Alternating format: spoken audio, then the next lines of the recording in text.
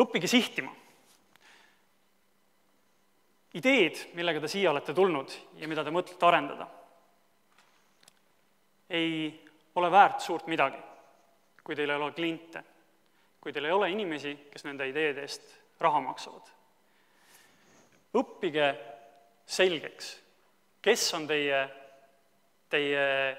konkreetsed kliendid, kes on need inimesed, kes maksavad teie ideede eest raha. Ja ärge jääge lootma sellele, et kui teil on üks mõte, et ma teen kohviku ja ma tahan sinna sellist inimest. Mõtelge laiemalt ja murdke piire.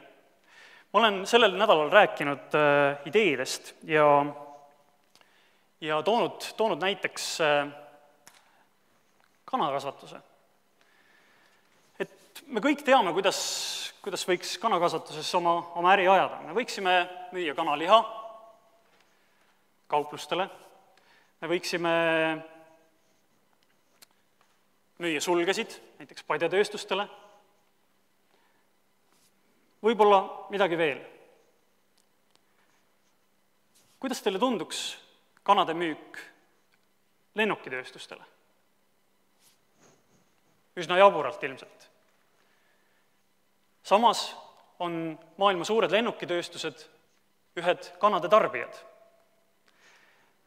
Te teate kõik, et lennujaamades paugutatakse ja üritatakse linde eemale ajada.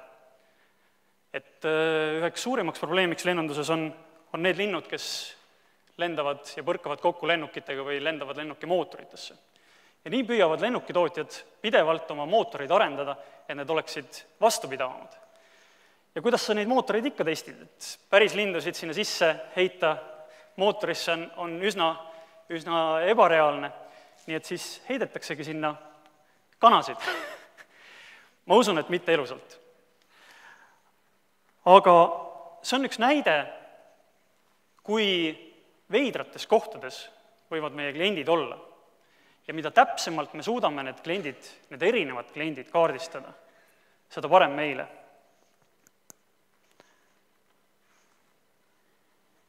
Sihtige ainult tähti.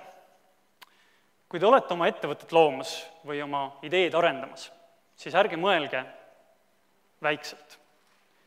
Mõtelge alati maksimumile.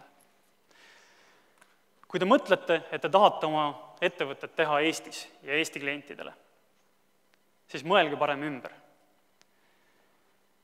Tehke oma ettevõte kogu maailmale. Nähke palju suuremat võimalust maailmas kui Eestis.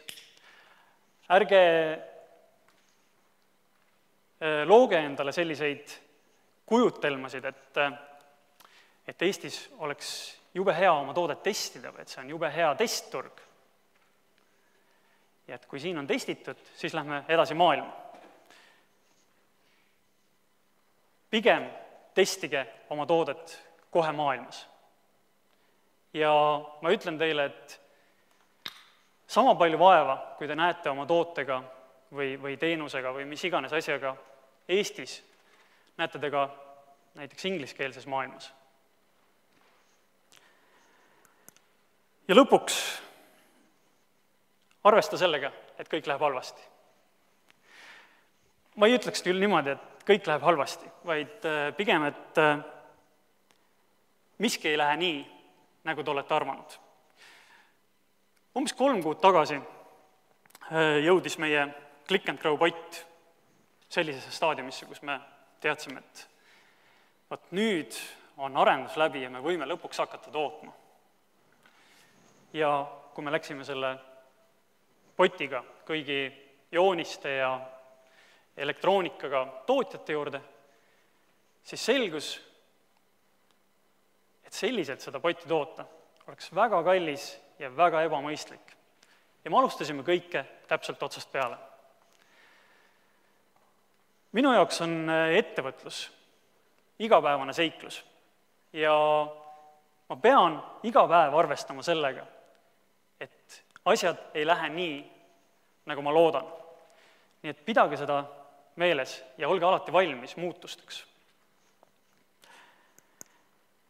Üks kõige olulisem asi, mida ma ilmselt õpin kõige paremini oma pojalt, on see, et kõik on võimalik. minu 4-aastane poeg,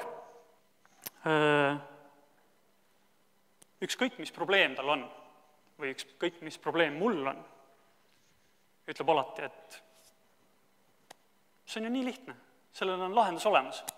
Ja tema jaoks ongi alati lahendused olemas. Üks oluline asi, mida ma olen selle aasta jooksul õppinud, on see, et maailmas ongi kõik võimalik. Ja võimatud asjad sünnivad siin meie peades. Ma panin siia oma e-maili ja telefoninumbri, et te võite selle julgelt üles kirjutada ja esitada mulle igasuguseid küsimusi või kui teil tekib probleeme oma ettevõttega või oma ideega, siis küsige alati nõu. Ja kõik need tänased esinejad, võtke neilt nööbist kinni, kui nad oma e-maili ei anna, siis võtke nööbist kinni ja küsige neilt nende e-mailid ja küsige neilt asju. Kui ma tohin veel rääkida ühe võib-olla niisuguse markantsema loo, mis minuga sellel aastal juhtus. Me eestlastena oleme tegelikult ju niisugused tagasihoidlikud, et ma usun, et enamus siin saalis olijatest ei tea, kes ta kõrval istub ja ilmselgelt ei julgeks ka seda küsida. Et täpselt samuti ka minuga.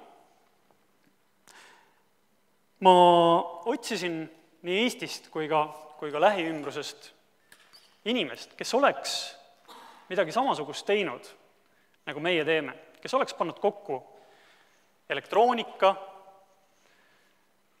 kes tunneks selliste asjade turundamist, kes tunneks selliste asjade tootmist.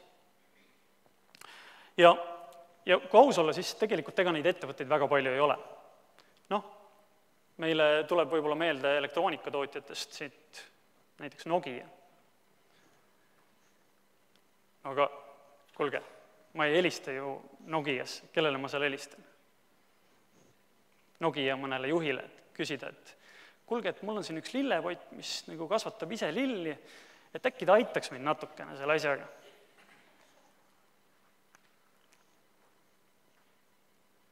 Kuu aega hiljem, istudes Nokia juhiga tema mõisas ja saades maailma parimaid nõuandeid selliselt inimeselt, mõtlesin ma, mis oleks võinud juhtuda, kui ma ei oleks talle helistanud.